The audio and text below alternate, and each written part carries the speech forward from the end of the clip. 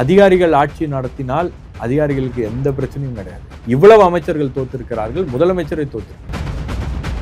சுயமரியாதையை தூக்கி பிடிக்கின்ற ஒரு கட்சி அந்த மக்களை ஒட்டுமொத்தமாக நீங்க தற்குறி அப்படின்னு சொல்றது அவங்க சுயமரியாதையை கேள்வி கேட்கிற விஷயம் இல்லையா? முதலமைச்சர் மேல மக்களுக்கு கோவம் இல்லை, ஆனால் இந்த திமுகவை ஆதரிக்கிற ஒரு ஈகோ சிஸ்டம் ஒரு இப்படிலாம் சட்டமன்றத்துக்கு தேர்ந்தெடுத்துட்டாங்க இல்லையா, அது எவ்வளவு ஒரு முக்கியத்துவம் வாய்ந்த ஒரு அவை. Don't judge the book by its cover. மாற்றத்தை உண்டாக்கியவர்கள்லாம் ரொம்ப சாமானியர்கள் தான். எனக்கு தெரிஞ்சு முதலமைச்சர் உழைத்தது போல் திமுகவில் வேற யாருமே உழைக்கல. ஆனா அவருடைய ஸ்டைல் ஆஃப் கவர்னன்ஸ்ல ஒரு பெரிய ஃப்ளா இருந்துச்சு. ஒரு காங்கிரஸ் விஜயோட சேர்ந்திருந்தாங்கன்னா மெஜாரிட்டி வந்திருக்கும். மெஜாரிட்டினா அப்சல்யூட் மெஜாரிட்டி வந்திருக்கும். எந்த காம்பினேஷன்ல நீங்க விஜயை பொருத்தி பார்த்தாலும் விஜய் ஒரு மல்டிபிளேயர் எஃபெக்டை கொடுக்கக்கூடிய ஒரு நபராக இருக்கிறார் அப்படின்றது தான் யதார்த்தம்.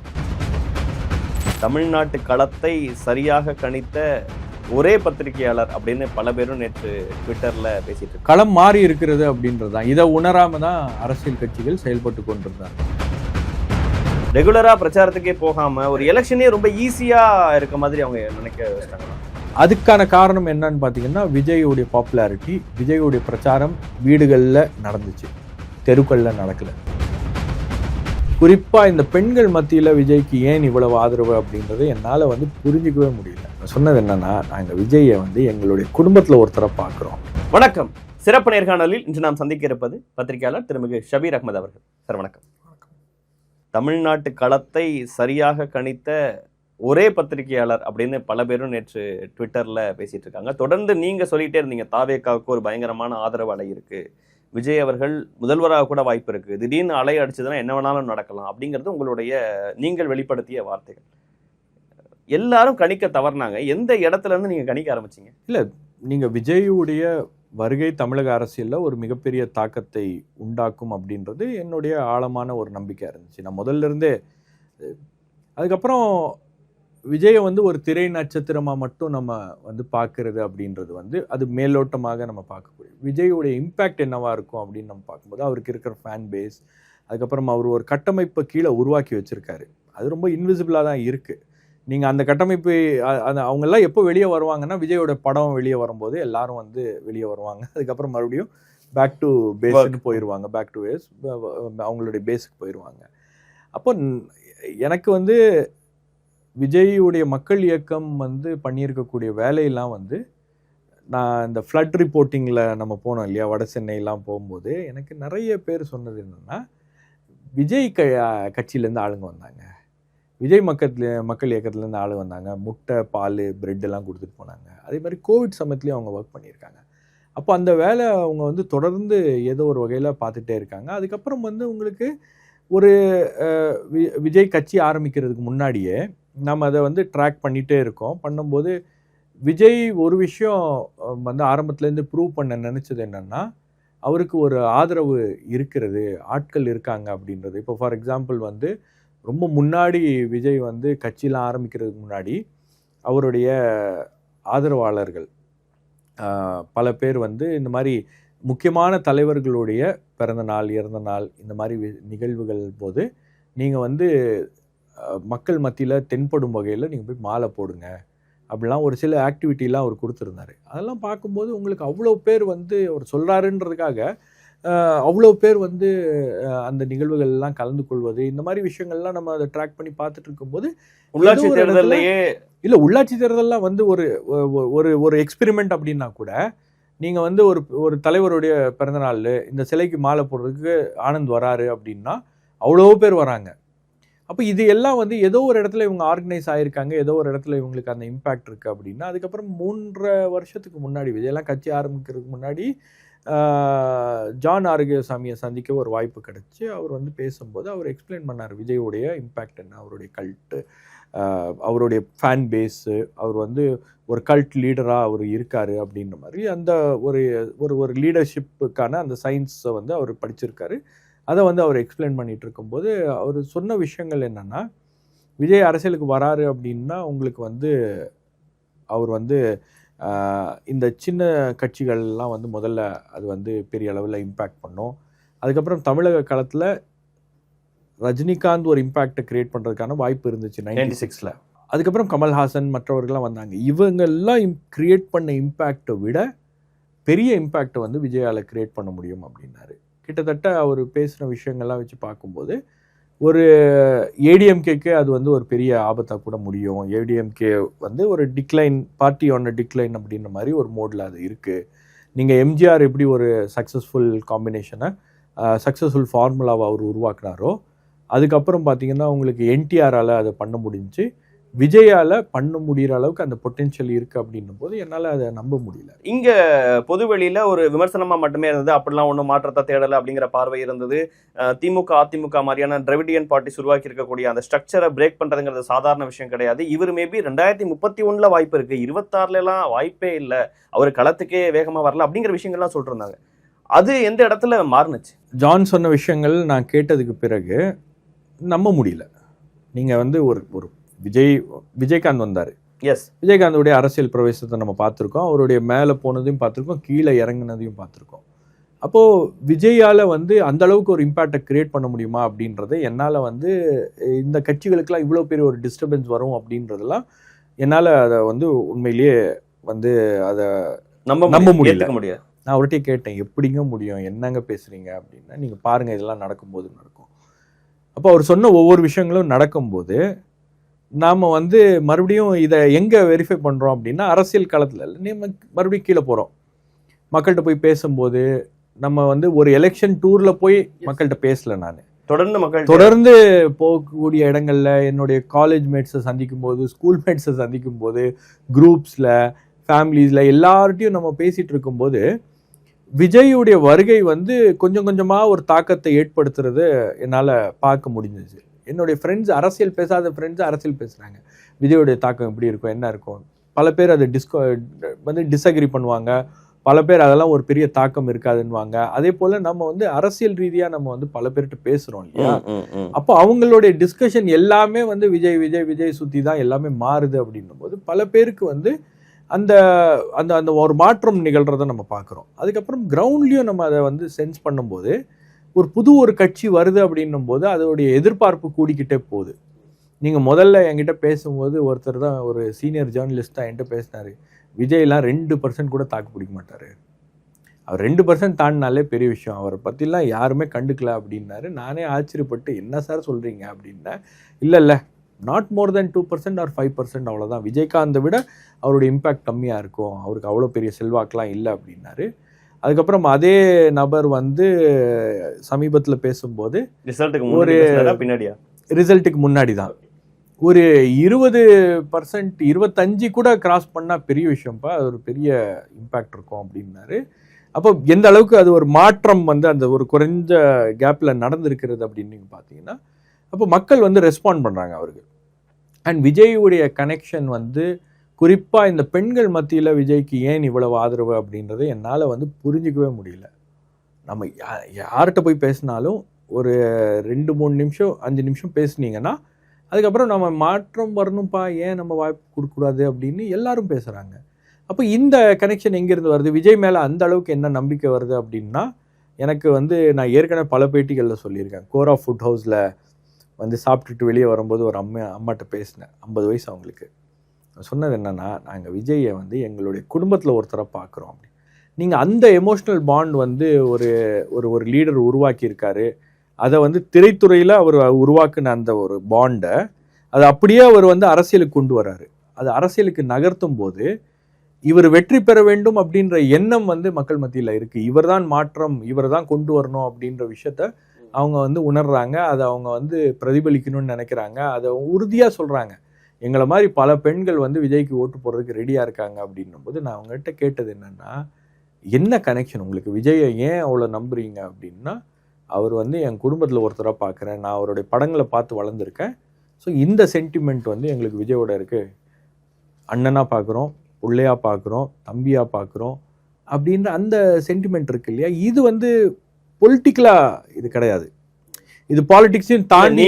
சொன்ன மாதிரி வந்து அவர் மாநாட்டில் பேசின விஷயங்கள், அரசியல் கட்சி ஆரம்பித்த காலம், அந்த விஷயங்கள்லாம் வச்சு பார்க்கும்போதும் இந்த எலெக்ஷன்ல பெரிய இம்பாக்டா இருக்க மாட்டாரு. ஆனா ஒரு விஜயகாந்தை விட டபுள் மடங்கு வாங்குவாரு, ஒரு 20% வரலாம், 25% வரலாம்னு பேசினாங்க. ஆனா 100 தொகுதிகளுக்கு மேலாக 108 தொகுதியில வெற்றி, 35% எம்ஜிஆர் அவர்கள் வாங்கின வாக்கை விட அதிகம். இந்த அளவுக்கு வரதெல்லாம் அப்பயே நீங்க யூகிக்க முடிஞ்சதா நீங்கன்னா லைக் ஃபீல்டுக்கு போகும்போது? இல்ல, அந்த ப்ராசஸ் வந்து எனக்கு தெரிஞ்சு ஒரு 2.5 வருஷமா அது வந்து எனக்குள்ளேயே ஓடிட்டு இருக்கு. போகக்கூடிய இடங்கள்லாம் இது வந்து ரொம்ப நம்ம வந்து நம்மளால அதை கண் கூட பார்க்க முடியுது.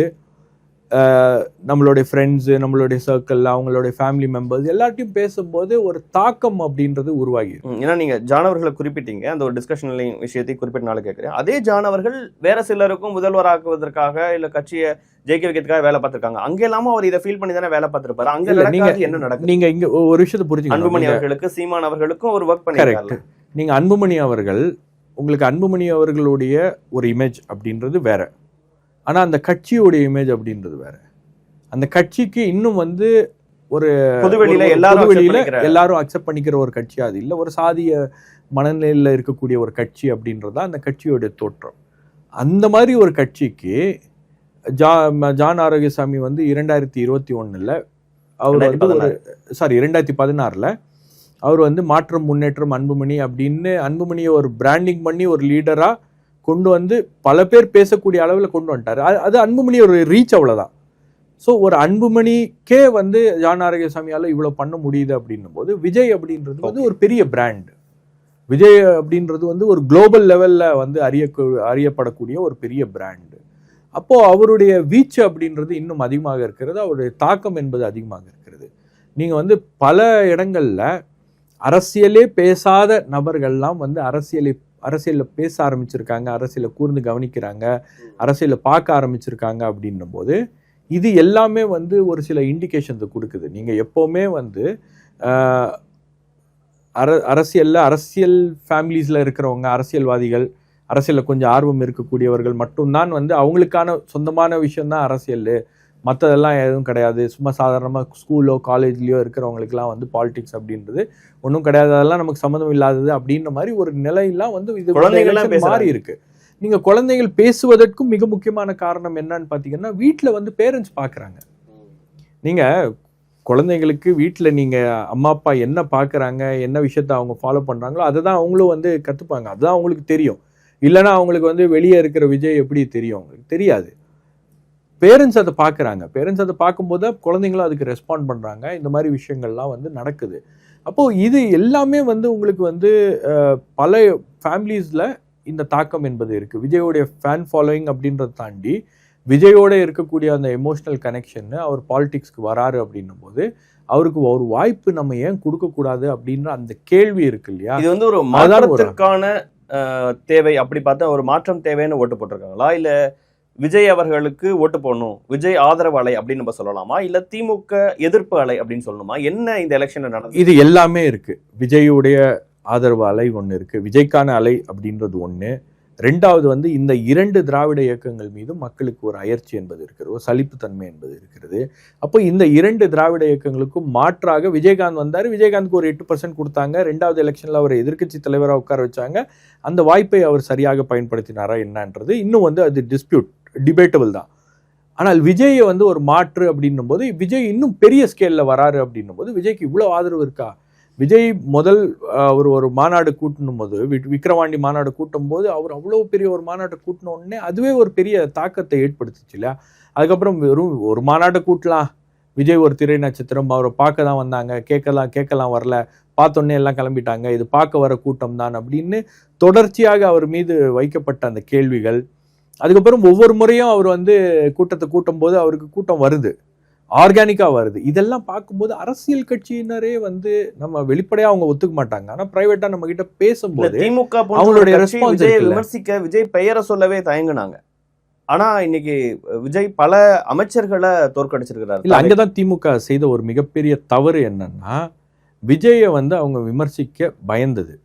திமுகவும் விமர்சிக்க எதிரி அவங்க இல்ல, எனக்கு ஈக்குவல் அவங்க இல்ல, அதுதான் ஏடிஎம்கே மட்டும் தான் பேசுவீங்கிறது ஸ்ட்ராட்டஜியா பண்ணது இல்ல. அவங்க அந்த ஸ்ட்ராட்டஜியை பண்ணாங்க, அந்த ஸ்ட்ராட்டஜி வந்து திமுகவுக்கு எதிராக திரும்பியது, பேக் ஃபயர் ஆயிடுச்சு. திமுக வந்து விஜயை எதிர்த்திருந்தாங்கன்னா ஓகே, விஜய்க்கும் திமுகவுக்கும் போட்டி அப்படின்றத அவர் முன்கூட்டியே பிரியம் பண்ணிட்டாரு. நீங்க விஜய் எந்த இடத்துல வந்து திமுகவையும் அதிமுகவையும் வந்து செக்மேட் பண்ணார் அப்படின்னு பாத்தீங்கன்னா, போட்டி 2 பேருக்கு தான், திமுக வெர்சஸ் தாவேகா வெர்சஸ் திமுகன்னு ஒண்ணு. திமுகவால அடுத்த கட்டத்துக்கு அதை எஸ்கலேட் பண்ண முடியல. இப்போ அவங்க அதை பண்ணாங்கன்னா விஜயோட ட்ராப்ல போய் மாட்டிக்கிறாங்க. போட்டி பாத்தீங்களா எனக்கு ரெஸ்பாண்ட் பண்றாங்க அப்படின்னு அப்படி ஆயிரும். ஸோ நாம ஏன் விஜய்க்கு ரெஸ்பாண்ட் பண்ணோம், நாம அதிமுக பாஜக அப்படின்னு அப்படி அவங்க போனதன் விளைவு. இதுல என்ன பண்ணாங்கன்னா, திமுக வந்து விஜயை வந்து ரொம்ப அண்டர் எஸ்டிமேட் பண்ணிட்டாங்க முதல்ல ஆரம்பத்துல. கரூருக்கு அப்புறம் தான் விஜயுடைய விஜய்க்கான அந்த ஆதரவு அலை அப்படின்றது பன்மடங்கு அதிகமாகுது. இல்ல அதோட ஆடானா கரூருக்கு அப்புறம் தான் விஜய் மேல விமர்சனங்களும் நிறைய வந்து விமர்சனங்களும் வருது.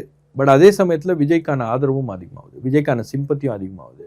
அந்த சம்பவம் வந்து நடக்காம இருந்துச்சுன்னா என்னை பொறுத்த வரைக்கும் வந்து அதுல அரசாங்கத்துடைய பொறுப்பு என்பது முதல் பொறுப்பு. அதுல எனக்கு மாற்று கருத்தே இல்லை. நான் சொன்னதுதான், காவல்துறை உயர் அதிகாரிகள் மற்றவர்கள்லாம் வந்து அதுல தலையிட்டு ஏதோ ஒரு விஷயம் அங்க நடக்குது அப்படின்னு ஒரு அசம்பாவிதம் நடக்கும் அப்படின்றது கூட உணராமல் காவல்துறையோ இல்ல கடைசி பிரச்சாரங்கள்லாம் நான் எனக்கும் சேர்த்து நீதி கேட்டு தான் வந்திருக்கேங்கிறதெல்லாம் எடுபட்டு இருக்கு. அப்ப இல்ல நான் என்ன சொல்றேன், நீங்க பழி வாங்கியிருக்காங்க, டார்கெட் பண்றாங்க, அந்த மாதிரி ஒரு உணர்வு வந்துருச்சு. அந்த கரூர் சம்பவத்துக்கு பிறகு அந்த மாதிரி ஒரு உணர்வு வந்து மக்கள் மத்தியில வந்துருச்சு. Vijay is being unfairly target. ஆனா அந்த கரூர்ல தாவேக தோத்துருக்கேன். இல்ல கரூர்ல தாவேகா 2வது இடத்துக்கு வந்திருக்கு. ஜெயிக்கல, நீங்க ஜெயிக்கல, 2வது இடத்துக்கு வந்திருக்கு. அவங்க வந்து அந்த கரூர்ல நின்னு தாவேகா 2வது இடத்துக்கு வருது. எம்ஆர் விஜயபாஸ்கர் ஜெயிச்சதுக்கும் மதியழகன் ஜெயிச்சதுக்கும் மார்ஜின் என்ன? நீங்க வந்து எம்ஆர் விஜயபாஸ்கர் 1 லட்சம் ஓட்டுல ஜெயிச்சாருன்னா அது வேற கதை. அல்லது அங்க இருக்கக்கூடிய திமுக வேட்பாளர் 1 லட்சம் ஓட்டுல ஜெயிச்சாருன்னா நீங்க சொல்லக்கூடிய விஷயம். மதியழகன் 2வது இடத்துக்கு வந்திருக்கிறார் அப்படின்னு திமுக 3வது இடம் பேரு. நீங்க அங்க திமுக 3வது இடத்துக்கு கரூர்ல, அதுவும் செந்தில் பாலாஜியோடைய கோட்டை என்று சொல்லக்கூடிய குங்கு மண்டலத்துக்கு இன்சார்ஜா இருக்கக்கூடிய செந்தில் பாலாஜியோடைய ஹோம் டர்ஃப்ல திமுக 3வது இடத்துக்கு போயிருக்கு அப்படின்னா கரூர் மக்கள் வந்து ஒரு சில மெசேஜை கன்வே பண்ணணும்னு இருக்காங்க. நீங்க இப்ப கூட கரூர்ல போனீங்கன்னா எம்ஆர் விஜயபாஸ்கர் அவர்களுடைய வெற்றியை வந்து கரூர் மக்கள் வந்து அதாவது அதை ரசிச்சிருப்பாங்களா அப்படின்னா அது ஒரு கேள்வி. அங்க மதியழகன் ஜெயிச்சிருந்தான்னா அந்த மக்கள் வந்து அதை வேறு விதமாக பார்த்திருப்பார்கள். கரூர் நிகழ்வுக்கு பிறகாக விஜயை பழி வாங்குறாங்க, டார்கெட் பண்றாங்கிற அந்த எண்ணம் மக்கள் மத்தியில் அதிகமாயிருச்சு. அது எல்லாரும் இப்பதான் ஒத்துக்கிறாங்க. ஏன்னா அந்த விஜய் வந்து கட்சி ஆரம்பிக்கிறதுக்கு முன்னாடி விஜய்க்கு இருந்த பர்சன்டேஜ் என்னன்னு இவங்க எடுத்த இன்டர்னல் சர்வே எல்லாம் 15 அப்படின்னு தான் இருந்துச்சு. 15, 16 அப்படின்ற ரேஞ்சில் தான் இருந்துச்சு. சென்னை போன்ற பகுதிகளெல்லாம் 18 அந்த மாதிரி இருந்துச்சு. கரூருக்கு பிறகு அது பன்மடங்கு அதிகமாயிருச்சு. கரூருக்கு பிறகு விஜயை வந்து இவங்க தடுக்கிறாங்க, விஜய் டார்கெட் பண்றாங்க அப்படின்னு கரூர் சம்பவம் வந்து பல பேரை திரும்பி பார்க்க வச்சிருச்சு. பல பேர்ல என்ன நடக்குது அப்படின்றத ரொம்ப. செங்கோட்டையன் அவர்கள் தாவேகாக்கு வந்த பிறகு இன்னும் பல மூத்தவர்கள் வருவாங்க. ஓ பன்னீர்செல்வம் வருவாரு, டிடிவி தினகரன் கட்சி கூட்டணியா வரும் அப்படின்னு பல்வேறு விஷயங்களை சொன்னாங்க. காங்கிரஸ் கூட்டணிக்கு வரும், தேமுதிக கூட்டணிக்கு வரும். ஆனா எல்லா விஷயமே பிரேக் ஆகி ஒரு கூட்டணியை ஸ்ட்ரக்சர் பண்ண முடியல. பல பேர் வந்தாங்க. பட் ஆனா செங்கோட்டையன், ஓ பன்னீர்செல்வம் போன்ற ஒரு முக்கிய நபர்கள், நான் அந்த நேமிங்ல சொல்றேன், அவங்கெல்லாம் வரல, அவரை நம்பி யாரும் போல, தனித்து விடப்பட்டிருக்கிறார், கூட்டணிக்கு ஆள் இல்லை அப்படின்னு பல்வேறு விமர்சனங்கள். அவர் வந்து ஒரு பிரச்சாரத்துக்கு போகணும்னா அதுக்கு தடைன்னு அவங்க சொன்னாங்க, பிரச்சாரத்துக்கு வரமாட்டார்னு இவங்க சொன்னாங்க அப்படின்னு ஒன்று இருந்தது. அவர் டிசைட் பண்ண பிரச்சாரங்களை வந்து ரத்து பண்றாரு அப்படிங்கிறது இருந்தது. தொடர்ந்து வந்து திமுக அளவுக்கோ அதிமுக அளவுக்கோ உழைக்க மாட்டார்னு இருந்தது. எல்லாமே எங்க பிரேக் ஆனுச்சு? இது எல்லாமே வந்து விஜய்க்கு பாசிட்டிவா மாறிடுச்சு. கூட்டணிக்கு யாரும் வராதது, ஏன்னா எல்லாருமே விஜய் அண்டர் எஸ்டிமேட் பண்ண ஆரம்பிச்சிட்டாங்க. நீங்க காங்கிரஸ் கட்சி உட்பட தேர்தல் வாக்குப்பதிவு நடந்து முடிந்த அடுத்த நாள் காங்கிரஸ் கட்சி தலைவர்கள்லாம் பேசும்போது ஒரு ஹிஸ்டாரிக் ஆப்பர்ச்சுனிட்டியை நம்ம மிஸ் பண்ணிட்டோமோ, ஒரு கோல்டன் ஆப்பர்ச்சுனிட்டி நம்ம மிஸ் பண்ணிட்டோமோ அப்படின்ற ஒரு எண்ணம் நமக்கு வருது அப்படின்றத அவங்க சொல்றாங்க. ஏன்னா யாருமே எதிர்பார்க்கல. நீங்க சொன்னது போல எல்லாரும் குறைச்சி மதிப்பிட்டாங்க. 2026ன்றது திமுகவுக்கான தேர்தல், 2031 அப்படின்றது விஜய்க்கான தேர்தல் அப்படின்னு அந்த மனநிலைக்கு போயிட்டாங்க, ஒரு முன்முடிவுக்கு போயிட்டாங்க. ஆனா இந்த எலெக்ஷன்லயே விஜய் வந்து ஒரு பெரிய இம்பாக்ட் கிரியேட் பண்ணுவார் அப்படின்றத ரொம்ப சாதாரணமா நீங்க போய் மக்கள்கிட்ட பேசியிருந்தீங்கனாலே உங்களுக்கு தெரிஞ்சிருக்கும். பல பேருக்கு அது தெரியும். காங்கிரஸ்ல இருக்கக்கூடிய ஒரு செக்ஷன் லீடர்ஸுக்கு அது ரொம்ப நல்லா தெரியும். திமுகவில் இருக்கக்கூடிய ஒரு செக்ஷன் ஆஃப் லீடர்ஸ்க்கு நல்லா தெரியும். அதிமுகவில் இருக்கக்கூடிய ஒரு செக்ஷன் ஆஃப் லீடர்ஸ்க்கு நல்லா தெரியும். பட் எல்லாருமே வந்து ஏதோ ஒரு கட்டத்துல அவங்களுக்கு வந்து பிஜேபியோட அழுத்தம் ஒரு பக்கம், இன்னொரு பக்கம் வந்து விஜயை நம்பி போறதா, அவர் வெளியே வர மாட்டேன்றாரு, அவர் இது பண்ண மாட்டேன்றாரு, அது பண்ண மாட்டேன்றாரு அப்படின்ற ஒரு சந்தேகம், தயக்கம், இது எல்லாமே இருக்கும்போது அவங்க எல்லாருமே வந்து நம்ம விஜயை குறைச்சி மதிப்பிட்டோம் அப்படின்னு சொல்லக்கூடிய அளவுல இன்னைக்கு இந்த முடிவுகள் என்பது இருக்கிறது. நீங்க ஒரு டிடிவி தினகரன் விஜயோட சேர்ந்திருந்தாருன்னா சவுத் ஸ்வீப் பண்ணியிருப்பாங்க. ஒரு காங்கிரஸ் விஜயோட சேர்ந்திருந்தாங்கன்னா மெஜாரிட்டி வந்திருக்கும். மெஜாரிட்டினா அப்சல்யூட் மெஜாரிட்டி வந்திருக்கும். அதே போல ஒரு சீமான் விஜயோட சேர்ந்திருந்தாருன்னா பயங்கரமான ஒரு இம்பாக்ட் வந்து தமிழ்நாட்டில் ஏற்பட்டிருக்கும். 2 திராவிட இயக்கங்களையும் வந்து அவங்க ஓரந்தள்ளி விட்டு ஒரு தமிழ் தேசிய அரசியலுக்கான ஒரு புது தளமும் உருவாகி இருக்கும். அதே போல விஜய்க்கான ஒரு ஆதரவு அலையில அந்த விஷயமும் வந்து நிலைநிறுத்தப்பட்டிருக்கும். அதுவும் வந்து நடக்கல. அதே போல அதிமுக விஜய் கூட்டணிக்கு வருவாங்க, கூட்டணிக்கு வர வாய்ப்பு இருக்கு அப்படின்னு ஒரு விஷயம் பேசியிருந்தாலும் அதுவும் வந்து ஒரு லேண்ட்ஸ்லைடு விக்டரியில போயிருக்கும். அப்போ எந்த காம்பினேஷன்ல நீங்க விஜயை பொருத்தி பார்த்தாலும் விஜய் ஒரு மல்டிபிளேயர் எஃபெக்டை கொடுக்கக்கூடிய ஒரு நபராக இருக்கிறார் அப்படின்றது தான் யதார்த்தம். அதுதான் கலை யதார்த்தம்.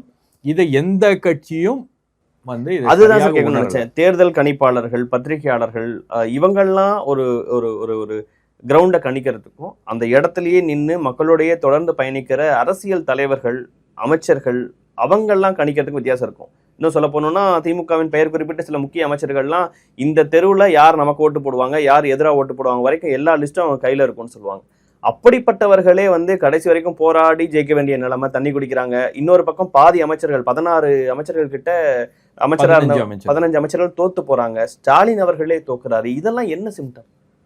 களம் மாறி இருக்கிறது அப்படின்றது தான். இதை உணராம தான் அரசியல் கட்சிகள் செயல்பட்டு கொண்டிருந்தார்கள். நான் வந்து என்னுடைய நண்பர்கள்ட்ட பேசும்போது மூத்த பத்திரிகையாளர்கள் களம் கொஞ்சம் மாறி இருக்குங்க, கொஞ்சம் டிஃப்ரெண்டா இருக்குங்க அப்படின்னா, களம்லாம் ஒன்றும் மாறல, நம்மளே கூட சில நேரங்கள் பேசியிருக்கோம். மதுரையை சுற்றி பிரச்சாரத்துக்கு போகும்போது இருவருமே சேர்ந்து ஒரு 2-3 நாட்கள் ஒன்றா சேர்ந்து பயணிக்க நேரம் வந்துச்சு. அப்ப வந்து பேசும்போது கூட ஒவ்வொருத்தங்களும் வேற வேற ஒப்பீனியன் பேசிக்கிட்டு நான் சொன்னேன், முதலமைச்சர் மு.க. ஸ்டாலின் தோக்குறதுக்கான வாய்ப்புகள் அதிகமா இருக்கு, பிடிஆர் தோக்குறதுக்கான வாய்ப்பு இருக்கு, மன்னார்குடியில ராஜா அவர்கள் தோப்பதற்கான வாய்ப்பு இருக்கு, கரூர் திமுக தோப்பதற்கான வாய்ப்பு இருக்கு, அதே போல கோயம்புத்தூர் சவுத்ல கூட ஒரு டஃப் ஃபைட் இருக்கு, அங்கே வந்து செந்தில் பாலாஜி தோப்பதற்கு அதிக வாய்ப்புகள் இருக்கிறது அப்படின்னு சொன்னால் நம்ப முடியல.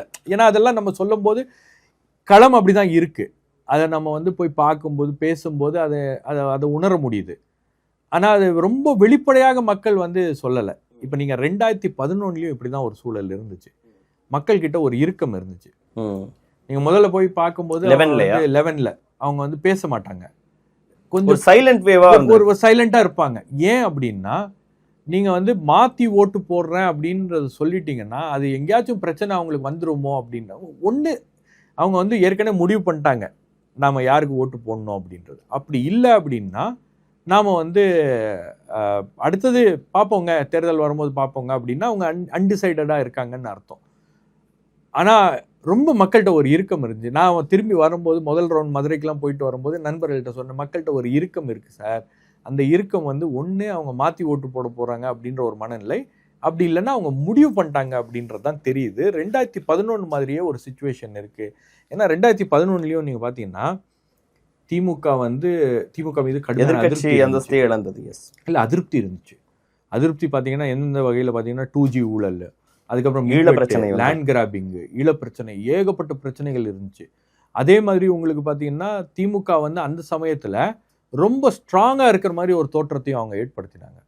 காவல்துறை, அரசாங்க இயந்திரம் எல்லாத்தையும் வச்சுக்கிட்டு ரொம்ப ஸ்ட்ராங்காக இருக்கிற மாதிரி ஒரு தோற்றத்தை அவங்க ஒரு பிம்பத்தை உருவாக்குனாங்க. அதே மாதிரி தான் இந்த முறையும் இருந்துச்சு. நான் கூட திமுக வந்து 23 கட்சிகளோடலாம் இருக்காங்க, ரொம்ப ஸ்ட்ராங்காக இருக்காங்க அப்படின்னும் போது நான் சொன்னேன், அதெல்லாம் ஒரு தோற்றத்தை திமுக உருவாக்குது. ஆனால் அந்த தோற்றத்துக்கு பின்னாடி அவங்க உண்மையிலேயே அவ்வளோ ஸ்ட்ராங்காக இல்லை அப்படின்றது தான் வந்து அதில் இருந்தது. அப்போது 2011 வந்து நீங்கள் டிவி கொடுத்தாரு கலைஞர், ₹1 அரிசி கொடுத்தாரு, நலத்திட்டங்கள்லாம் இவ்வளோ பண்ணியிருக்கும் போது எப்படிங்க மக்கள் அவருக்கு ஓட்டு போடாமல் விட்டுருவாங்க அப்படின்ற அந்த கேள்விகள்லாம் வந்துச்சு. ₹1000 இப்போ மகளிர் உரிமை தொகை, ₹5000 எலெக்ஷன் நெருங்கும் போது டெபாசிட், ₹2000 அறிவிப்பு. ஸ்டாலின் மேல ஒரு ஆன்டி இன்கம்பன்சியே இல்லை. அவர் ஒரு நல்ல லீடர்ங்கிற ஒரு பார்வை. தப்பு பண்ணாலும் அது வந்து அமைச்சர்கள் எங்கேயாவது பண்ணுவாங்க, அதிகாரிகள் பண்ணுவாங்க. ஸ்டாலின் நல்லவருங்க, இந்தியா பிளாக்கே அவர் வந்து லீடர் ஆகணுங்கிற ஒரு பேச்சு, அவர் மேல பெரிய விமர்சனங்கள், எல்லாத்தையும் தாண்டி எப்படி அது இல்லை, இதெல்லாம் இருந்துச்சு. இதெல்லாம் வந்து மக்கள் மத்தியில ஒரு விதமான இறுக்கம் இருந்துச்சு. இந்த முறை திமுகவுக்கு வாய்ப்பு கொடுக்கக்கூடாது அப்படின்றத அவங்க உறுதியா நம்புறாங்க அப்படின்ற மாதிரி தான் எனக்கு அந்த இதை தான் என்னால பிக்கப் பண்ண முடியும். ஸ்டாலின் அவர்களே எப்படி தோக்குறாரு? விஎஸ் பாபுங்கிற ஒரு கேண்டிடேட் ஸ்டாலின் தோக்குறாரு. முஸ்தபாங்கிற கேண்டிடேட்டை பிடிஆர் தோக்குறாரு, கீதா ஜீவன் தோக்குறாங்க, பெரிய கருப்பன் ஒரு ஓட்டு வித்தியாசத்துல தோக்குறாரு, திமுகவின் பொதுச் செயலாளர் துரைமுருகன் அவர் போன எலெக்ஷன்லேயே டஃப் ஃபைட்டு தான் வந்தது, பட் இருந்தாலும் வெற்றி பெற்று வாருங்கிற இடம். இப்படி பெயர் குறிப்பிட்ட KN அவர்கள் பல ரவுண்ட்ஸ்ல பின்னணியில் இருந்தார், அன்பில் மகேஷ் தோக்குறாரு, TRB ராஜா தோக்குறாங்க. இதெல்லாம் எப்படி புரிஞ்சுக்க வேண்டியது? இல்ல அதான் நான் சொல்றேன். நான் உங்களுக்கு திமுக எந்தெந்த இடத்துலாம் ஜெயிக்கும் அப்படின்னு நினைச்சாங்களோ அந்த இடங்கள்லாம் திமுக தோத்துருக்கு.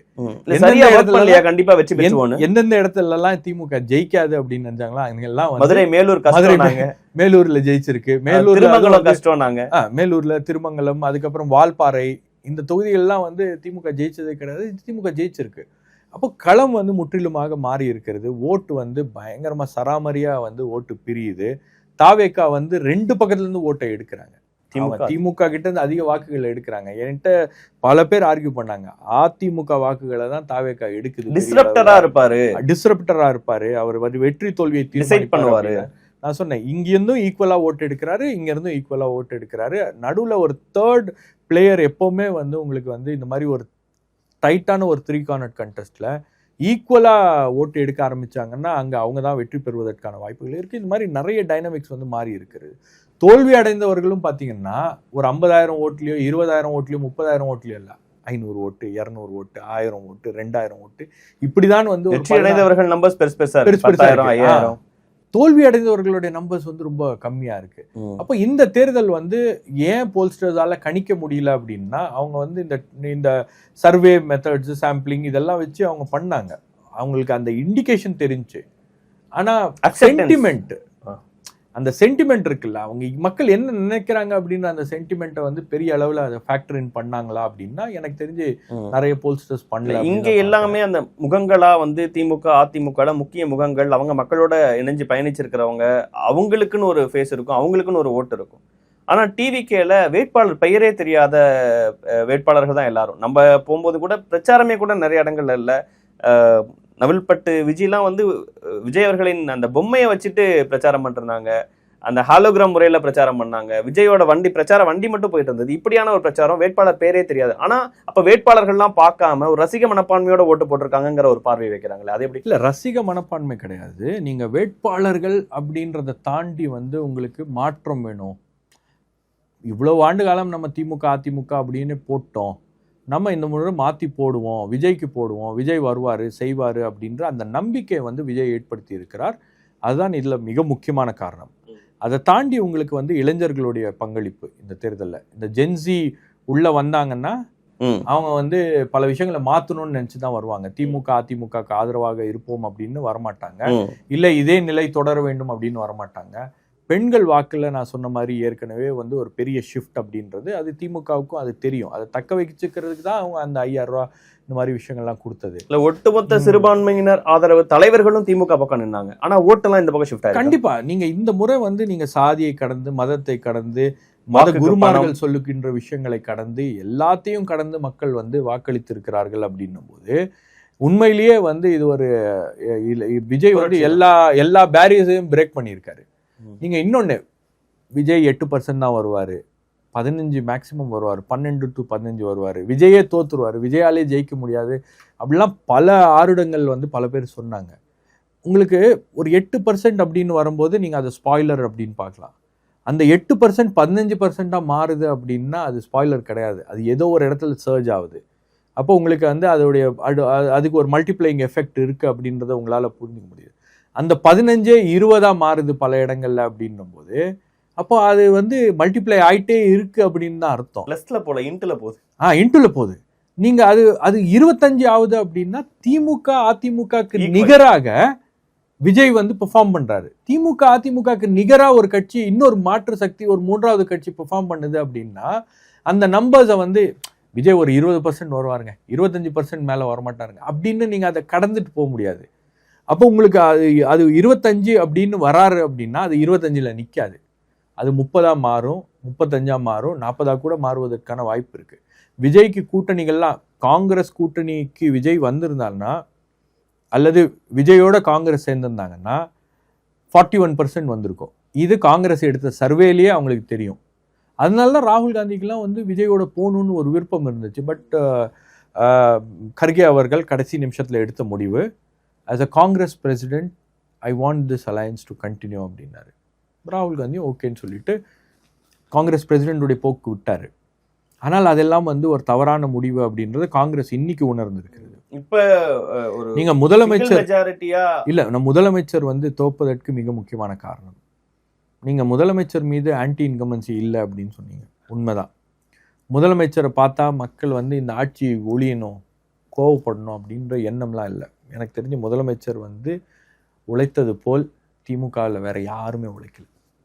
ஒரு சில பேரை சொல்லலாம், பட் முதலமைச்சருடைய உழைப்பு இருக்கு இல்லையா, அதாவது அவர் 2021 அவர் எப்போ வந்து முத்துவேல் கருணாநிதி ஸ்டாலின் அப்படின்னு அவர் வந்து ஆட்சிக்கு வந்தாரோ அன்னிலேருந்து அவர் மண்டையில் ஓடிட்டு இருந்தது ஒன்று தான், 2026 ஆட்சியை பிடித்து விட வேண்டும். அதற்காக அவர் வந்து பல விஷயங்களை பண்ணார். ஆனால் அவருடைய ஸ்டைல் ஆஃப் கவர்னன்ஸில் வந்து ஒரு பெரிய ஃப்ளா இருந்துச்சு. அந்த கவர்னன்ஸ் அப்படின்றது, அரசாங்கம் அப்படின்றது அவருடைய கட்டுப்பாட்டில் இருந்துச்சா அல்லது அதிகாரிகள் நடத்தி கொண்டிருந்தார்களா அப்படின்னா அந்த இமேஜ் அவரால் பிரேக் பண்ண முடியல. அதிகாரிகள் நடத்தி கொண்டிருந்தார்கள். இன்னைக்கு நீங்கள் வந்து முதலமைச்சர் மு.க. ஸ்டாலின் அவர்களுடைய கவர்மெண்ட் மீது இருக்கக்கூடிய ஒரு மிகப்பெரிய விமர்சனமே யாருக்கு இருக்கிறதுன்னு பார்த்தீங்கன்னா அரசாங்க ஊழியர்களுக்கு இருக்கிறது, அரசாங்கத்தில் வேலை பார்க்கக்கூடியவர்களுக்கு இருக்கிறது. அவங்கெல்லாம் வந்து ஒரு பெரிய ஓட் பேங்க், ஒரு 50 lakh ஓட்ஸ் வந்து அப்படியே சொலையா இந்த கட்சிகளுக்கு போயிடும். காவல்துறையுடைய ஓட் பேங்க், டாக்டர்ஸ், நர்சஸ், அரசாங்க ஊழியர்கள் பல பேர் வந்து தாவேகாவுக்கு போட்டிருக்காங்க. காரணம் என்னன்னா, பல ப்ராமிசஸ் இவங்க பண்ணாங்க, ஆனால் இந்த அதிகாரிகள் எங்களை மதிக்கலை, இந்த அதிகாரிகள் வந்து எங்களை துச்சமாக அவங்க வந்து ட்ரீட் பண்ணாங்க அப்படின்ற ஒரு வெறுப்புணர்வோட பல பேர் ஓட்டு போட்டிருக்காங்க. அதிகாரிகள் ஆட்சி நடத்தினால் அதிகாரிகளுக்கு எந்த பிரச்சனையும் கிடையாது, அரசியல்வாதிகள் தான் பிரச்சனை அப்படின்றதுனால தான் இவ்வளவு அமைச்சர்கள் தோத்திருக்கிறார்கள், முதலமைச்சரை தோத்திருக்கிறார். அதே மாதிரி உங்களுக்கு கொளத்தூர் சீட் வந்து முதலமைச்சருக்கு சரியில்லை அப்படின்றத ரிப்போர்ட் போயிருக்கு. ஒண்ணுக்கு இல்ல, போட்டியிடுவதற்காக பல ரிப்போர்ட்ஸ் போயிருக்கு. ஆனால் விஜய் வந்திருக்கக்கூடிய இந்த சூழல்ல அவர் கொளத்தூரை விட்டு நம்ம வந்து வெளியே போனோம்னா அது வேற மாதிரி ஏதாவது ஒரு மெசேஜை கன்வே பண்ணிடுமோ அப்படின்றதுக்காக அவர் தைரியமா நின்றுருக்காரு. ஆனால் கீழே ஒர்க் பண்ணவங்களும் வந்து பல உத்தரவாதங்களை கொடுத்துருக்காங்க. ஆனால் அந்த தொகுதியில் முதலமைச்சர் வந்து பிரச்சாரம் பண்ணாமலே அவர் ஜெயிச்சிருவாரு அப்படின்ற மாதிரி ஒரு ஃபேக் ப்ராமிசஸ்லாம் கொடுத்துருக்காங்க. எனக்கு தெரிஞ்சு எலெக்ஷனுக்கு முன்னாடி எடுத்த சர்வேக்களில் எவ்வளவு சர்வே எடுத்தாலும் வந்து அதில் 41%, 42% வந்து தாவேகாவுக்கு வருது. இது ஒரு டேஞ்சர் சைன் அப்படின்னு சொன்ன பிறகு கூட வந்து அவங்க அதை வந்து கன்சிடர் பண்ணல. இதெல்லாம் பார்த்துக்கலாம், சேர்ந்துக்கலாம், நம்ம ஆட்கள் தான் போட்டுருவாங்க அப்படின்னு. இன்னொன்று, நீங்கள் விஜய் பெரம்பூரில் நிற்கிறார் அப்படின்னும் போது அந்த தாக்கம் வந்து என்டையர் நார்தர்ன் ரீஜன் வரைக்கும் அது இருக்கு. வட மாவட்டங்கள் பூரா வந்து அந்த தாக்கம் என்பது இருக்கிறது. கேடிசிசி தாண்டி, அதாவது காஞ்சிபுரம், திருவள்ளூர், செங்கல்பட்டு, சென்னை இதெல்லாம் தாண்டி வந்து 50 தொகுதிகள் வந்து நார்தர்ன் ரீஜன்ல மட்டுமே திமுக கிட்ட இருந்து விஜய் எடுத்திருக்காரு அப்படின்னும் போது எந்த அளவுக்கு ஒரு இம்பாக்ட் இருக்கு அப்படின்னு பாருங்க. அப்போ இந்த இம்பேக்ட் வந்து உங்களுக்கு ஒரு வேவா அது மாறும் அப்படின்றதெல்லாம் வந்து சொல்லியிருக்காங்க. ஆனா கள நிலவரத்தை முதலமைச்சர் காதுகளுக்கு எடுத்துட்டே போல, யாருமே போய் சொல்ல முதலமைச்சர் டஃப்பா இருக்குன்னு. கடைசியில தான் முதலமைச்சருக்கு ரொம்ப டஃப்பா இருக்கு அப்படின்னு அவர் தெரிஞ்ச உடனே தான் சில முயற்சிகள் லாஸ்ட் வீக்ல பண்றாரு. லாஸ்ட் வீக்ல பண்ணும்போது அது பெரிய அளவில் ஈடுபடல. ரெண்டாவது, திமுக வந்து ஒரு தோற்றத்தை ஏற்படுத்துறாங்க இல்லையா, எல்லாமே ஸ்ட்ராங்கா இருக்கும் 200 அப்படின்லாம். அந்த தோற்றம் வந்து அவங்களால சஸ்டெயின் பண்ண முடியல, அந்த ஸ்கிரிப்டை வந்து அவங்களால மெயின்டைன் பண்ண முடியல. நீங்கள் கூட்டணி கட்சி பேச ஆரம்பித்ததுலேருந்து காங்கிரஸோட பிரச்சனை ஆரம்பிக்குது, சீட் ஷேரிங்கில் பிரச்சனை ஆரம்பிக்குது, சிபிஎம், சிபிஐ, விசிகே எல்லாமே ஒரு குளறுபடியாக போகுது. ரெண்டாவது, அவங்க பிரச்சாரம் கூட வந்து பெரிய அளவில் ஈடுபடலை அப்படின்னு நான் பேசியிருப்பேன். அப்போ இது எல்லாமே வந்து காரணங்களாக மாறி விஜய் அவர்களை நோக்கி பல விமர்சனங்கள் வந்தது அவருக்கு ஆதரவாக போயிடுச்சா, ஒரு நெருக்கடி கொடுத்துட்டாங்க, டார்கெட் பண்ணிட்டாங்கிற மாதிரி. ஆனால் திமுகங்கிற கட்சியிலேருந்து பேசல, ஜென்ரலி ஒரு விஜயை வந்து ஒரு டார்கெட் பண்ணுறாங்க, தற்கொலைன்னு பேசுனதா இருக்கலாம், அந்த மாதிரியான வார்த்தைகளாக இருக்கலாம், இந்த மக்கள் வந்து அறிவு இருக்கிறவங்க டிவிக்கே ஓட்டு போட மாட்டாங்க அப்படிங்கிறதா, இதெல்லாம் வந்து ஒரு வேற ஒரு இடத்துல இருந்து அது பாசிட்டிவ் ஆயிடுச்சா? நிச்சயமா அது போயிருக்கு அப்படின்னு தான் நான் பார்க்குறேன். அதாவது சமூக நீதி பேசுகின்ற ஒரு அரசாங்கம், சமூக நீதி பேசுகின்ற ஒரு கட்சி, சுயமரியாதையை தூக்கி பிடிக்கின்ற ஒரு கட்சி, சுயமரியாதை கொள்கையை ஆணித்தரமாக நம்புகின்ற ஒரு இயக்கம். அந்த இயக்கத்தில் இருக்கக்கூடியவர்கள்லாம் வந்து ஒரு மாற்று அரசியல் கருத்து அவங்களுக்கு இருக்குது, ஒரு மாற்று அரசியலை வந்து மக்கள் விரும்புகிறாங்க அப்படின்னும் போது அந்த மக்களை வந்து ஒட்டுமொத்தமாக நீங்கள் வந்து தற்குறி அப்படின்னு சொல்கிறது வந்து அவங்க சுயமரியாதையை கேள்வி கேட்குறது விஷயம் இல்லையா? நீங்க என்ன பிராக்டிஸ் பண்றீங்க, என்ன ப்ரீச் பண்றீங்க, நீங்க என்ன சொல்றீங்க? எழிலன் நாகநாதன் சொன்னது உண்மை. அவர் மட்டும்தான் அதை வந்து வெளிப்படையா போட்டு உடைச்சாரு. நீங்க இந்த இளைஞர்களுக்கும் மற்றவர்களுக்கும் அரசியல் படுத்துவதற்கு நீங்க ஒண்ணுமே பண்ணல. இந்த மாதிரி குறிப்பிட்டது இப்ப எலெக்ஷன் நேரத்துல வந்து இந்த விஜய் அவர்கள் மேல ஒரு ஒரு விஜய் அவர்களின் ரசிகரா விஜயை பிடிச்சவங்க பல பேர் வந்து அந்த காஸ்டியூம்ல இருந்து ரீல்ஸ் போட்டது இதெல்லாம் பயங்கரமா இல்ல, அதை தாண்டி நான் என்ன சொல்றேன், விஜயை ஆதரிக்கின்ற பெண்களை கொச்சப்படுத்தி பேசினது என்ன மோசமான மொழியில வந்து பேசினாங்க. நீங்க சீமான் அவர்களுடைய கட்சியில கூட எனக்கு தெரிஞ்சு சீமான் அவர்களுக்கெல்லாம் இந்த அளவுக்கு ஒரு பின்னடைவு ஏற்பட்டிருக்காது. அவருக்கான ஓட் ஷேர், ஓட் பேங்க் அப்படின்றது அந்த 4% 8ல இருந்து 4 அப்படின்னு குறைஞ்சிருக்கு. ஆனா உங்களுக்கு சீமான் மேல இருந்த ஒரு அபிமானம், அவருடைய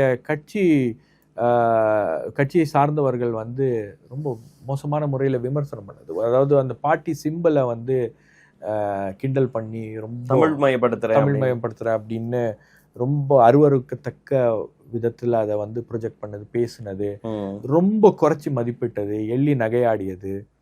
நான் என்ன சொல்லுவேன்னா, உங்களுக்கு முதலமைச்சர் மேல ஆன்டி இன்கம்பன்சி இல்லை, முதலமைச்சர் மேல மக்களுக்கு கோவம் இல்லை. ஆனால் இந்த திமுகவை ஆதரிக்கிற ஒரு ஈகோ சிஸ்டம் இருக்கு இல்லையா, அதாவது இந்த திமுகவை தூக்கி பிடிச்சிட்டு திமுகவுக்காக பேசி பேசி பேசி பல இடங்கள்ல வந்து அதிருப்தியை உருவாக்கியது யாருன்னு பார்த்தீங்கன்னா அந்த ஈகோ சிஸ்டம்ல இருக்கக்கூடியவர்கள். பல பேர் மேல வந்து கடுமையான கோபம் மக்களுக்கு இருக்கு. அது ஊடக விவாதங்களா இருக்கட்டும், யூடியூப் இன்டர்வியூஸா இருக்கட்டும், அவ்வளோ சமூக வலைதள பதிவுகளா இருக்கட்டும், அல்லது அவங்க பேசுற விஷயங்களாக இருக்கட்டும், விஜயை விமர்சிக்கிறோம் என்ற பெயர்ல தரம் தாழ்ந்த விமர்சனம் பண்ணாங்க இல்லையா. தரம் தாழ்ந்த விமர்சனம் கூட வந்து ரொம்ப மோசமான முறையில ரொம்ப அவரை வந்து எள்ளி நகையாடி கொச்சப்படுத்துகின்ற வகையில பேசுனது எல்லாமே வந்து மக்களை கோவப்படுத்தி இருக்கு. அது விஜய்க்கு பாசிட்டிவாக மாறி இருக்கிறது. நீங்க அந்த தற்குறி அப்படின்ற அந்த வார்த்தை வந்து பல பேரை வந்து ஒரு மிகப்பெரிய காயத்தை ஏற்படுத்தி இருக்கிறது. நான் ஒரு ஸ்பேசஸ்ல போய் பேசும்போது அவர் சொன்னது என்னன்னா, எங்களை இனியும் தற்குறின்னு தான் சொல்லுவாங்களா சார் அப்படின்னு ஒரு பையன் கேட்குறான். சின்ன பையன் தான். நாங்கள் அரசியலுக்கு வந்துட்டோம், எங்களால் முடிஞ்சதை நாங்கள் சாதிச்சுட்டு காட்டிட்டோம், ஆனால் இதுக்கப்புறமும் எங்களை தற்குறின்னு தான் சொல்லுவாங்களா அப்படின்னா, அவன்கிட்ட எந்த அளவுக்கு அந்த வார்த்தையை அவனை வந்து ரிசல்ட்டுக்கு பிறகு கேட்குறாரு, நேற்று நைட்டு பேசும்போது கேட்குறாரு, அது எந்த அளவுக்கு அவரை வந்து ஊண்டு பண்ணியிருக்கு அப்படின்னு பார்க்கணும், காயப்படுத்தியிருக்கு அப்படின்னு பார்க்கணும். அப்போ இந்த மாதிரி வார்த்தைகள் வந்து பல இடங்கள்ல வந்து ஒரு பெரிய தாக்கத்தை ஏற்படுத்தி இருக்கிறது. இது எல்லாமே கொஞ்சம் கூடுதலா ஒரு முழுமையான உழைப்பையே போடல. இல்ல, நான் என்ன சொல்றேன், நீங்க ரெகுலரா பிரச்சாரத்துக்கே போகாம ஒரு எலெக்ஷனே ரொம்ப ஈஸியா இருக்க மாதிரி அவங்க நினைக்க வச்சிட்டாங்களா? அதுக்கான காரணம் என்னன்னு பாத்தீங்கன்னா, விஜயோடைய பாப்புலாரிட்டி, விஜயோடைய பிரச்சாரம் வீடுகள்ல நடந்துச்சு, தெருக்கள்ல நடக்கல, வீட்டுக்குள்ள பிரச்சாரம் பண்ணாங்க. பசங்க ஒவ்வொரு வீட்டுக்குள்ள வந்துட்டு தான் நான் கட்சி ஆரம்பிச்சேன் அப்படின்ற அளவுக்கு அவங்க பிரச்சாரம் அங்கதான் நடந்துச்சு. இதெல்லாம் நம்ம வந்து தேர்தலுக்கு முன்னாடி பேசும்போது என்னையே வந்து பல பேர் வந்து கூப்பிட்டு சொல்லியிருக்காங்க, என்னங்க நீங்க இப்படிலாம் பேசுறீங்க, என்னங்க நீங்க இந்த மாதிரி பூத் கணக்கு சொல்றீங்க, இந்த மாதிரி ஒரு பூத்ல 250 பேர் ஓட்டு போட்டா விஜய்க்கு வந்து 1,70,000 வாக்குகள், 70 லட்சம் வாக்குகள் வந்துடும் அப்படின்னு நான் சொன்னேன். இதெல்லாம் சொல்லும் போது நீங்க இதெல்லாம் கொஞ்சம் ஓவர் போர்டா போயிட்டீங்களோ, நீங்கள் வந்து கொஞ்சம் வந்து ஃபேன் பாய் மாதிரி பேச ஆரம்பிச்சிட்டிங்களோ அப்படின்னா, இல்லைங்க, நான் அது கிடையாதுங்க, இது ஒரு சும்மா பேக் ஆஃப் தி ஆன்வெலப்பில் நம்ம போடுற கணக்கு மாதிரி நான் ஒரு கணக்கு உறுப்பினர் சேர்க்கை இவ்வளோ நம்பர்ஸ் வந்தது எல்லாமே உண்மையாக இருந்திருக்கு, எல்லாமே இருக்கு. நாம் வந்து அதை குறைச்சி மதிப்பிட்டு இருக்கோம், அவ்வளோதான். இந்த அரசியல் கட்சிகள், இன்னைக்கு இருக்கக்கூடிய அரசியல் கட்சிகள், விஜய் அரசியலுக்கு வந்தது வந்து ஒரு டிஃப்ரெண்ட் லெவல் ஆஃப் பாலிடிக்ஸை, டிஃப்ரெண்ட் லெவல் ஆஃப் கேமை வந்து அவர் ப்ளே பண்ணியிருக்காரு. அதை அவங்க ரொம்ப அண்டர் எஸ்டிமேட் பண்ணிட்டாங்க. நீங்கள் வந்து இன்டர்நெட்டை இன்னைக்கு வந்து எப்படி பயன்படுத்தியிருக்காங்க, சோஷியல் மீடியாவை எப்படி பயன்படுத்தியிருக்காங்க அப்படின்லாம் நீங்கள் பார்த்தீங்கன்னா, விஜய் இதுக்கெல்லாம் வந்து தனியாக ஐடி விங்கோ அல்லது இதுவெல்லாம் வர்ச்சுவல் வாரியர்ஸ் அவர் வச்சிருக்காரு. அதெல்லாம் வந்து அந்த காலத்துலேருந்தே அவர் மெயின்டைன் பண்ணிட்டு இருக்காரு. அவங்களாம் உயிரை கொடுத்து வேலை பார்த்துருக்காங்க. நீங்கள் அந்த ட்ரெஸ்ஸை போட்டுட்டு பூத்தில் உட்கார்ந்தவங்கெல்லாம் யாருமே வந்து பெரிய அளவில் அரசியல் அனுபவம் கொண்டவர்கள் கிடையாது, அனுபவமே இல்லாதவர்கள். ஃபர்ஸ்ட் டைம் அவங்க போய் இதெல்லாம் பண்ணுறாங்க. ஆனால் டெடிகேஷனோட அவங்க அதை பண்ணியிருக்காங்க. ஹவுஸ் ஒய்ஃப்ஸ், பெண்கள் நம்பிக்கையாக வந்து கட்சி ஆஃபீஸில் வந்து உட்காந்து இந்த வேலையை பார்க்குறோம் அப்படின்னு சொல்லிட்டு அவங்கெல்லாம் வந்து உட்காந்து அவங்களுடைய கான்ட்ரிபியூஷனை செலுத்தியிருக்காங்க. நீங்கள் ஜெயிச்ச கேண்டிடேட்ஸ்லாம் யாரு? ஒரு சில கேண்டிடேட்ஸ்லாம் வந்து ஒரு பெரிய பேக்ரவுண்ட்ல சாமானியர்களும் வர முடியும், யாரானாலும் வர முடியும். நீங்க திருப்பூர்ல ஒரு எலெக்ஷனை ஃபேஸ் பண்ண முடியும். திருப்பூர்ல தினேஷை தோக்கடிச்சது, மேயர் தினேஷ் அவர்களை தோக்கடிச்சது ஒரு முடிவெட்டும் தொழிலாளி. ராயபுரம்ல ஒரு ஆட்டோ ஆட்டோ டிரைவர். டிரைவர். அதே மாதிரி ஒரு கறிக்கடை நடத்துகின்ற ஒரு நபர் வந்து ஒரு ஊர்ல கேண்டிடேட்டா நின்று அவர் வந்து வேட்பாளராக நின்று அவர் வந்து தோக்கடிச்சிருக்காரு. அவர்லாம் பிரச்சாரத்துக்கே வரல, நாங்க பார்க்கல அப்படின்றாங்க. அங்க இருக்கக்கூடிய தாவேக்காவினருக்கே இவர் தான் வேட்பாளர்னு தெரியாது. ஜெயிச்சதுக்கு அப்புறம் தான் போய் எல்லாரும் பாக்குறாங்க, கொண்டாடுறாங்க. அதை ஒரு விமர்சனமா வைக்கிறாங்க. இப்ப அசம்பிளி எப்படி இருக்கும், இவங்கெல்லாம் வந்து சட்டமன்றத்துல பேசுவதற்கு தெரியுமா, ஒரு இப்படி எல்லாம் சட்டமன்றத்துக்கு தேர்ந்தெடுத்துட்டாங்க இல்லையா, அது எவ்வளவு ஒரு முக்கியத்துவம் வாய்ந்த ஒரு அவை. Don't judge the book by its cover. இந்த உலகம் வந்து மாற்றத்தை உண்டாக்கியவர்கள்லாம் வந்து ரொம்ப சாமானியர்கள் தான். படித்த மேதைகள்லாம் வந்து உலகத்தை மாற்றல, பல பேர் படிக்காதவங்களும் அதை செய்திருக்கிறார்கள். இவ்வளோ ஒரு ஆதரவு கொடுத்துருக்குறாங்க. ஆனா ஒரு 118 அப்படிங்கிற ஒரு நம்பர்ஸ் கொடுக்காம தனிப்பெரும் கட்சியா உருவெடுத்திருக்கிறாங்க. 108ங்கிற நம்பர். இப்ப அந்த 118 வரத்துக்கு என்னென்ன விஷயங்கள்லாம் நடக்க வாய்ப்பு இருக்கு? இல்லை, இதில் 2 விஷயம் இருக்குது. ஒன்று வந்து 118 அப்படின்னு அவங்க எதிர்பார்த்த நம்பர்ஸ் வந்து ஒரு 140 வரைக்கும் போகும். இந்த 35% அப்படின்னா 140 வரைக்கும் அவங்க வந்து சீட்ஸ் போயிருக்க வேண்டும். ஆனால் அவங்களுக்கு வந்து அந்த எலெக்ஷன் கான்டெஸ்ட் வந்து நான் சொன்னேன் பல இடங்கள்ல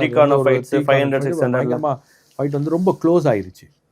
அப்போ அதுலேயே வந்து ஒரு 10-15 பேர் வந்து அவ்வளவு 1000 வாக்கு வித்தியாசம், 500 வாக்கு வித்தியாசத்தில் 10-15 பேர் தோத்து. ஒரு ஓட்டுல பெரிய கருப்பன், ஒரு ஓட்டுல இவரெல்லாம் தோத்துருக்காரு. படத்துல வர மாதிரி ஒரு வீரல் புரட்சி, ஒரு ஓட்டு என்ன அந்த மாதிரிலாம் நடந்திருக்கு. அப்படின்னும் போது இப்போ தாவேக்கா 108ல் இருக்கு. அவங்களுக்கு இருக்க மிகப்பெரிய சேலஞ்ச் என்னன்னா இந்த 108 118 மாற்ற வேண்டும். காங்கிரஸ் அவங்களுக்கு வாய்ப்பு ஆதரவு கொடுக்குறோம் அப்படின்னு முன்கூட்டியே அந்த மனநிலையில் அவங்க இருக்காங்க. இப்போ அதை செய்ய வேண்டும் அப்படின்ற ஒரு எதிர்பார்ப்பு காங்கிரஸ்குள்ளேயும் இருக்கு. ஒரு கன்சென்சஸ் என்பது வந்திருக்கிறது. போஸ்ட் ரிசல்ட்ஸ் வந்து இந்த விஷயம் அப்படின்றது காங்கிரஸ் கட்சிக்குள்ள வலுவாக பேசப்படுகிறது. இன்னொரு பக்கம் பார்த்தீங்கன்னா உங்களுக்கு வந்து இடதுசாரிகள் விசிகே இவங்கெல்லாம் வந்து உள்ள வரணும் அப்படின்ற ஒரு எதிர்பார்ப்பு என்பது இருக்கிறது. முஸ்லீம் லீக் இவங்களாம் ஆதரவு தெரிவித்தா நிச்சயமா வந்து விஜய் ஆட்சி அமைப்பதற்கான வாய்ப்புகள் அதிகமாக இருக்கிறது. அவரு ஒரு இந்த ஒரு அடுத்த ஒரு வாரத்துல வந்து அவர் முதலமைச்சராக பதவி ஏற்பார். அதிமுகவோட பேச்சுவார்த்தை நடக்குதா? அதிமுகவோட பேச்சுவார்த்தை, அதிமுகவில் இருக்கக்கூடிய சில பேர் விஜய் கட்சிக்கு வரலாம், ஆதரவு தரலாம் அப்படின்னு இந்த எண்ணத்தில் அவர்கள் இருக்கிறார்கள். பட் அதிமுகவோட ஃபார்மலா ஒரு பேச்சுவார்த்தை நடத்தலை. ஏன்னா அதிமுக வந்து பாஜக ஆதரவோட அதிமுக இயங்கி கொண்டிருக்கிறது. நீங்க பாஜக அதிமுக கொடுக்குற ஆதரவே பாஜக கொடுக்குற ஆதரவு மாதிரி ஆயிரும் அப்படின்றதுனால அந்த விஷயத்துக்கு அவர் அதிமுக இருக்க சிலர்னா அவங்க தனிப்பட்ட முறையில அவங்க வராங்க அப்படின்ற அவங்களோட எம்எல்ஏ போஸ்டிங் ரிசைன் பண்ணிட்டு டிவிக்கு எம்எல்ஏவா மாறுவாங்களா? இல்ல, அவங்க டிவிக்கு ஆதரவு கொடுப்பதற்கு தயாராக இருக்கிறார்கள். ஆதரவு கொடுத்தாங்கன்னாவே அவங்களுடைய பதவி பறிக்கப்படும். நீங்க ஆதரவு கொடுத்தாங்க பதவி பறிக்கப்படும் அப்படின்னா வெளிப்படையாக போய் ஆதரவு கொடுத்தாங்கன்னா இப்போ ஓட்டிங் நடக்கிற அன்னைக்கு அவங்க வரல அப்படின்னு வச்சுங்க, ஆப்சென்ட் ஆயிட்டாங்கன்னு வச்சுங்க, அந்த நம்பர்ஸ் வந்து கம்மி ஆயிரும் ஃப்ளோர்ல. அப்பயும் கொரோனா நடவடிக்கை எடுக்கலாமே? நடவடிக்கை எடுக்கலாம், பட் அதுக்கப்புறம் நடக்கின்ற விஷயங்கள். ஸோ அதெல்லாம் சொல்ல முடியாது. ஓகே, அது சபாநாயகர் தான். சபாநாயகர் டிபேட்ல ஏதோ டிஎம்கேவும் ஏடிஎம்கேவும் சேர்ந்துலாம் ஏதோ கிளப்பி விட்டீங்க. நான் கிளப்பிலாம் இல்ல இதெல்லாம் இல்ல, எல்லாரும் பேசிட்டு இருக்கும்போது விஜய் எப்படி ஆட்சி அமைப்பார் முடியுமா அப்படின்னா விஜயை ஆட்சி அமைக்க விடாம பண்ணணும்னா திமுகவும் அதிமுகவும் கூட்டணி சேரணும், அவ்வளவுதான். அதான் ஒரு வேலை. அது ரொம்ப லைட்டர் நோட்ல சொன்னது. பட் விஜயை வந்து தடுக்க முடியாது. நீங்க விஜயை வந்து ஒரு ஒரு ஒரு விஜய்க்கு ஒரு இனியும் விஜயை வந்து ஆட்சி அமைக்கிறதுல கூட திமுக அதிமுக சேர்ந்து ஏதோ ஒன்று பண்றாங்க அப்படின்னா இந்த 2 கட்சிகளுக்கும் அது ஒரு பெரிய பிரச்சனை ஆயிரும். ரெண்டாவது, நீங்க இனியும் விஜய் அந்த 10 நம்பருக்கு வேற இப்ப என்னன்னா கம்யூனிஸ்டுகளோ இல்ல வந்து ஐயுஎம்எலோ விடுதலை சிறுத்தைகளோ அந்த பக்கம் போவாங்க, அதுக்கான வாய்ப்புகள் இருக்கு. நீங்க வாய்ப்புகள் அதிகமாக இருக்கிறது. இன்னைக்கு கூட இவங்க எல்லாரும் முதலமைச்சர் பார்த்து வந்தாங்க. 2 பார்வைகளோட எப்பவுமே பேசி இல்ல, இன்னைக்கு கூட முதலமைச்சரை போய் பார்த்துட்டு வந்திருக்காங்க. முதலமைச்சருக்கு எந்த ஆட்சேபனையும் இல்லை, நீங்க முடிவெடுங்க. ஏன்னா தமிழ்நாட்டில் வந்து உங்களுக்கு விடுதலை சிறுத்தைகளோ சிபிஐயோ சிபிஎம்மோ முஸ்லீம் லீகோ இப்போ இருக்கக்கூடிய இந்த சூழல்ல இப்போ அரசியல் சூழல் மாறி இருக்கிறது. நீங்க நேற்று வரைக்கும் திமுக கூட்டணியில் இருந்தீங்க, அதெல்லாம் ப்ராப்ளம் கிடையாது. இன்னைக்கு நீங்க இந்த நடவடிக்கைகளை எடுக்கல அப்படின்னா பாஜக அவங்களுடைய வேலையை பார்க்க ஆரம்பிச்சிருவாங்க. அப்போ அதற்கு சிபிஐ சிபிஎம் விசிகே ஐயுஎம்எல் இவங்கெல்லாம் இடம் கொடுக்க தயாராக இருக்கிறார்களா அப்படின்றதுதான் அவர்கள் முன்பு இருக்கக்கூடிய கேள்வி. விஜயை ஆட்சி அமைச்சாலும் அது 6 மாசம் தாங்குமாங்கிறது கஷ்டம் தான் அப்படிங்கிற பேச்சுகள்லாம் அதெல்லாம் ஒண்ணு. இப்போ விஜய் ஆட்சி அமைப்பதிலிருந்து தடுக்கிறது என்ன? இவங்களுடைய ஆதரவு. இவங்க கொடுக்கல அப்படின்னா பாஜக வந்து ஒரு கேமை ப்ளே பண்ணும்.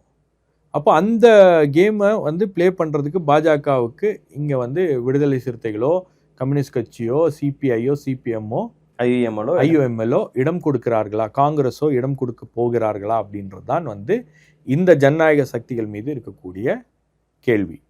இப்போ இவங்க திமுகவை ஆதரிச்சது ரைட், அவங்களுடைய ஒரு கொள்கை கூட்டணி, பாஜக எதிர்ப்பு அப்படின்ற ஒரு மையப்புள்ளி தான் இவங்களை வந்து கொள்கை கூட்டணியாக மாத்துச்சு. இப்போ இன்னைக்கு இருக்கக்கூடிய சூழல் அப்படின்றது, கள சூழல் அப்படின்றது மாறி இருக்கிறது. இன்னைக்கு திமுகவுக்கு வந்து 108 அப்படின்ற ஒரு நம்பர் வரும்போது இந்த இந்த இந்த கட்சிகள்லாம் என்ன முடிவு எடுப்பாங்க அப்படின்னா நிச்சயமா திமுக சப்போர்ட் பண்ணியிருப்பாங்க. ஆனால் இன்னைக்கு திமுகக்கு அந்த நம்பர் வரல அப்படின்னும் போது நீங்க பாஜக எதிர்ப்பு அப்படின்ற ஒரு விஷயத்துல நீங்க உறுதியாக இருக்கிறீங்க. பாஜகவுக்கு தமிழ்நாட்டில் நுழைவதற்கு எந்த விதமான ஒரு வாய்ப்பையும் கொடுத்து விடக்கூடாது அப்படின்னு நினைக்கக்கூடிய இந்த கட்சிகள் என்ன முடிவு எடுக்க போறாங்க அப்படின்றதான் இன்னைக்கு அவங்க முன்பு இருக்கக்கூடிய கேள்வி. இதை விசிகே என்ன பண்ண போகுது, சிபிஎம் என்ன பண்ண போகுது, சிபிஐ என்ன பண்ண போகுது, காங்கிரஸ் என்ன பண்ண போகுது, ஐயுஎம்எல் என்ன பண்ண போறது அப்படின்றத பார்க்கணும். மக்கள் அதை கவனிக்கிறாங்க. நீங்க இந்த தேர்தலில் பார்த்தீங்கன்னா விஜயுடைய அலை வந்து பாஜகவே காலி பண்ணியிருக்கு. ஒரே ஒரு சீட்டு, அதுவும் உதகமண்டலத்துல தான். மாநில தலைவர் தோத்திருக்காரு, எல்முருகன் தோத்திருக்காரு, மத்திய அமைச்சர் தோத்திருக்காங்க, பல முக்கிய முன்னணி தலைவர்கள் தோத்திருக்காங்க. கன்னியாகுமரி பாஜகவுடைய ஓரளவு வாக்கு இருக்கக்கூடிய இடம், ஓரளவுக்கு வாக்கு இல்ல, பாஜகவுடைய பேஸ். அங்கேயே வந்து உங்களுக்கு ஒரு பெரிய பின்னடைவு பாஜக சந்தித்து இருக்கிறது அப்படின்னும் போது விஜய் உடைய இந்த அலை அப்படின்றது பாஜகவுடைய அந்த வளர்ச்சியை, பாஜகவுடைய அந்த அடுத்த கட்ட பிளான்ஸ் இருக்கு இல்லையா, இதெல்லாம் வந்து இங்க ஒரு 4 எம்எல்ஏ வந்திருந்தாலும் பாஜக வேற விதமா பிளே பண்ணியிருப்பாங்க. அப்போ அதை மட்டுப்படுத்தி இருக்கிறது, பாஜகவை காலி பண்ணி இருக்கிறது அப்படின்னும் போது இங்க வந்து ஜனநாயக சக்திகள் அப்படின்னு சொல்லக்கூடிய ஆன்டி பிஜேபி ஃபோர்ஸ்ன்னு சொல்லக்கூடிய இந்த கட்சிகள் வந்து இந்த தருணத்துல என்ன முடிவெடுக்க போறாங்க அப்படின்றத பார்க்கணும். பாஜக உள்ள வந்துரும் அப்படின்னு சொல்லிட்டு இவ்வளவு நாள் திமுக பக்கம் இருந்தவர்கள் இனி பாஜக உள்ள வந்து ஏதாவது பண்ணுவதற்கான வாய்ப்புகளை விசிகே லெஃப்ட் எல்லாம் வந்து ஏற்படுத்தி கொடுக்குறாங்களா இல்லையா அப்படின்றது அவர்கள் முன்பு இருக்கக்கூடியவர்கள். இனி பாஜக உள்ள வந்து ஏதாவது பண்ணுவதற்கான வாய்ப்புகளை விசிகே லெஃப்ட் எல்லாம் வந்து ஏற்படுத்தி கொடுக்குறாங்களா இல்லையா அப்படின்றது அவர்கள் முன்பு இருக்கக்கூடிய ஒரு சவால். ஓகே, என்ன நடக்க போகுதுன்னு பொறுத்து வந்து பார்ப்போம் சார். இன்னும் இதில் டீகோட் பண்ண நிறைய விஷயம் நிறைய இருக்கு. நம்ம மொட்டை மாடி பாலிடிக்ஸ்ல பேசுவோம். இவ்வளவு நேரம் நேரத்தையும் பார்த்துலையும் பகிர்ந்து கொண்டதற்கு நன்றி.